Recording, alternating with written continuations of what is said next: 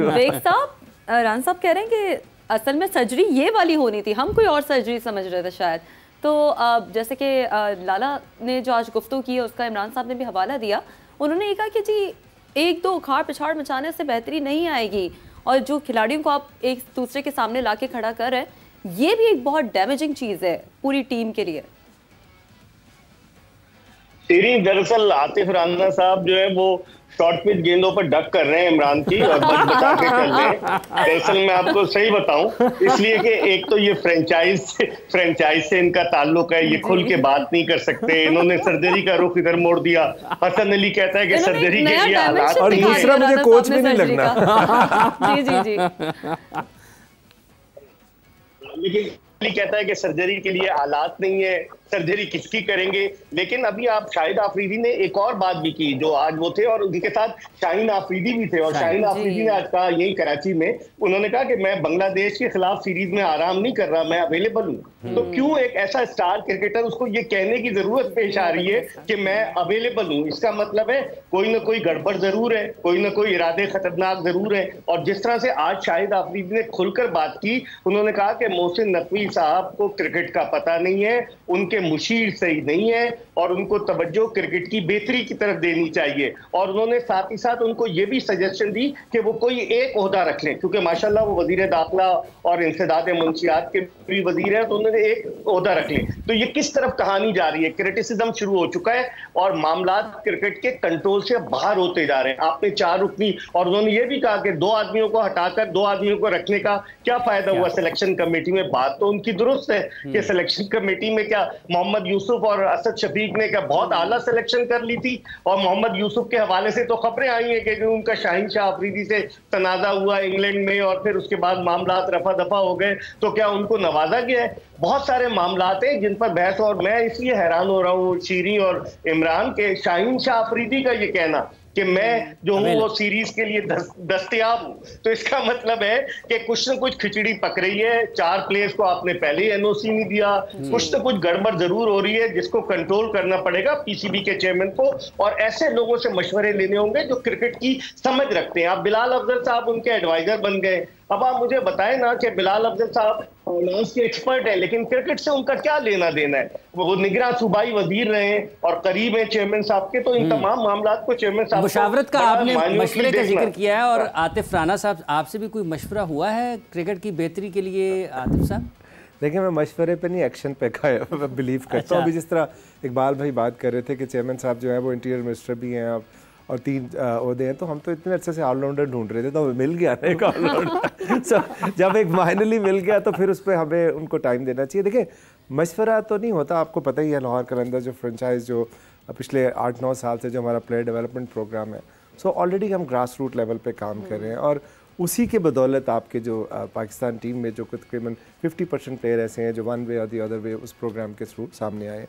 सो हम मशवरे से ज़्यादा काम पे बिलीव करते हैं। आप बहुत ज़्यादा मौसर हैं, बहुत ज़्यादा आपकी बात मानी जाती है, और लाहौर कलंदर्स एक ऐसी फ्रेंचाइज़ है जो पाकिस्तान क्रिकेट बोर्ड तक जिसकी रसाई है बड़ी गहरी जड़ें हैं। देखिए, अगर इतनी गहरी होती है तो मेरा ख्याल है लास्ट प्रोग्राम में सवेरा के साथ आपने वो सलमान सरवर भट्ट साहब थे आपके साथ प्रोग्राम में, सो आपने मॉडल को खुद आपने कह दिया था कि इतराफ़ कर लिया था कि यार ये किस किस्म का मॉडल है। सो अगर इतनी हमारी पहुंच होती तो हम अपना मॉडल ना ठीक करवा लेते, बजाय इसके कि हम क्रिकेट ठीक करने चले। सो मेरा नहीं ख्याल ऐसी कोई बात है। हमारा काम बीइंग ए फ्रेंचाइजी, ऑब्वियसली हमारा 1 महीने का टूर्नामेंट होता है, उसके बाद 11 महीने कोई काम नहीं होता। सो लाहौर कलंदर्स ने क्या किया कि नौजवानों को एंगेज करने के लिए उन्होंने अपना प्लेयर डेवलपमेंट प्रोग्राम शुरू किया, अपना हाई परफॉर्मेंस सेंटर बनाया, 5 मुल्कों से डिफरेंट कॉन्ट्रैक्ट किया। सो वो उसका मकसद ही यही था कि नौजवान को अपॉर्चुनिटी दी जाए। सो हम मशवरे से ज़्यादा काम पे बिलीव, मशवरे से ज़्यादा काम पर यकीन रखते हैं। और शीरी, जब ये मशवरे से ज़्यादा काम पर यकीन रखते हैं तो ये भी जानना ज़रूरी है कि जो काम हो रहा है वो किस हद तक जो है वो तो आई थिंक बेग साहब से ज़रा क्लोजिंग रिमार्क्स भी इसमें ले लेते हैं। बेग साहब, किस हद तक कितनी बेहतरी की उम्मीद आप देखते हैं कि आगे हो सकती है, या मुमकिन है, या होनी चाहिए, ज़रूरत है, it's a matter of the time? जी, बज़ाहिर तो बड़ा मुश्किल नजर आ रहा है। आतिफ भाई बहुत डॉट बॉल्स खेल रहे हैं, रुक बेग साहब पहले सामने इकबाल बेग साहब बैठे हो तो मैं कैसे हिट आउट कर सकता हूँ? बेग साहब, आपने पहले कहा कि डक कर रहे हैं, अब आपने कहा है कि डॉट बॉल्स खेल रहे हैं, तो आपको लगता है कि दिफाई हिकमत अमली के तहत खेल रहे हैं आतिफ राना साहब?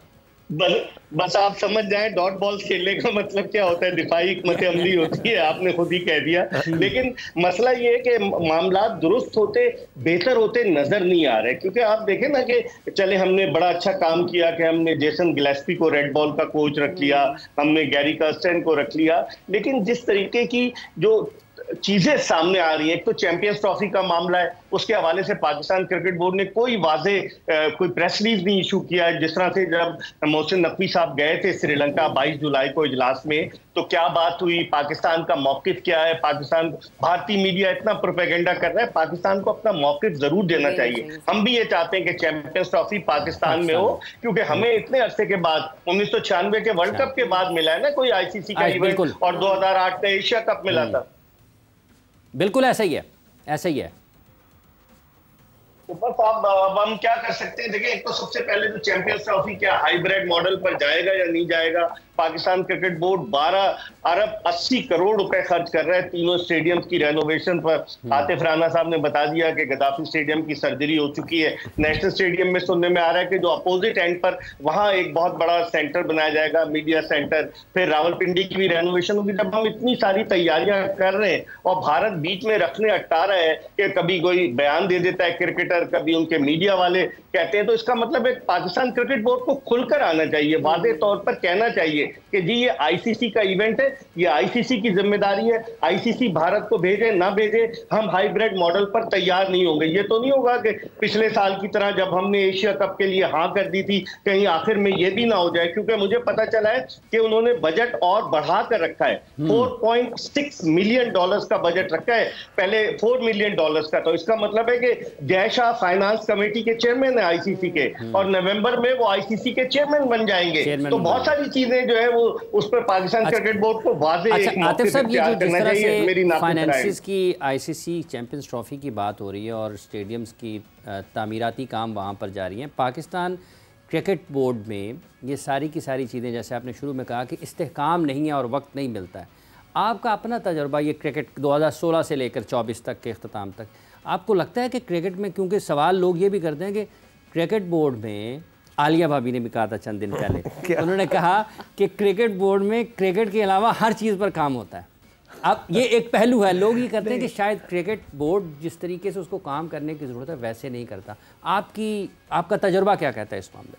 देखिए ऑब्वियसली चैलेंजेस तो हैं। अब आप देखें जिस तरह हमारी PSL को ही ले लें, सो हम सारे फ्रेंचाइजी मिलके एक दफ़ा कोर्ट में भी जा चुके हैं, तो कोई शौक से थोड़ी जाता है कोर्ट में, ऑब्वियसली उसका कोई ना कोई चैलेंज होता है। सो अनफॉर्चुनेटली पिछले 2-2.5 साल में हमने 4-5 चेयरमैन जो है वो चेंज हो गए। सो जब तक आप किसी को कंटिन्यूटी नहीं देंगे, किसी को लॉन्ग रन नहीं देंगे, एटलीस्ट 2-3-4 साल तो आप उनको दें ना, तो उसके बाद आके तब्दीली आ सकती है ना। हमारे 6 महीने बाद चेंज हो जाता है। सो जो सिस्टम पहले बना होता है वो आके उसको रिवर्स कर देते हैं, अभी वो बन रहा होता है तो फिर चेंज हो जाता है।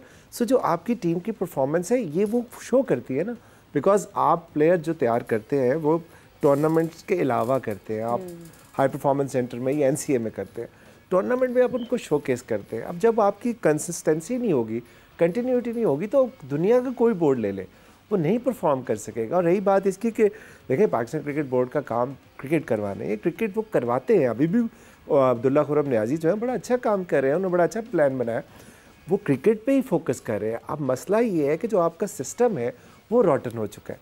उस सिस्टम को जब तक आप ठीक नहीं करते इमरान, देखिए दुनिया में 2 तरह की क्रिकेट होती है, 2 तरह की स्पोर्ट्स होती है। एक आपकी एजुकेशन बेस होती है जो US वगैरह में फॉलो की जाती है, एक आपकी कम्युनिटी बेस है जो आप यूरोप में फॉलो करते हैं। हमारे यहाँ अनफॉर्चुनेटली दोनों ही नहीं है। तो जब तक आप इस चीज़ को एड्रेस नहीं करेंगे आप लॉन्ग टर्म सोल्यूशन नहीं लेके। अच्छा, आपको एक शीरी ये अभी बात की है जैसे ना आतिफ साहब ने कि पाकिस्तान में जो डोमेस्टिक क्रिकेट चलाने वाले साहब हैं वो अच्छा काम कर रहे हैं, तो बेग साहब की राय इस पर जानना ज़रूरी है कि वो माहिराना राय उनकी क्या है। बेग साहब, अब्दुल्ला खुरम न्याजी क्या आपका मानना है कि वाकई पाकिस्तान की डोमेस्टिक क्रिकेट वैसे ही चल रही है जैसे उसको चलना चाहिए? नहीं, वो तो पहले एक सूबाई एसोसिएशन के साथ भी वाबस्ता रहे। मेरी बात हुई है कुछ करना चाहते हैं, लेकिन उनके साथ कौन है? नदीम खान कि जिन्होंने आपकी डिपार्टमेंटल क्रिकेट को जो है वो खत्म करके सूबाई एसोसिएशन की क्रिकेट बनाई, अब वो दोबारा जो है रीजन्स की क्रिकेट पर आ गए। कौन है जुनेद जिया? क्या इन लोगों ने कोई एक्स्ट्रा ऑर्डिनरी परफॉर्म कर दिया है माजी में? आप ईमानदारी से देखें, I have nothing against them.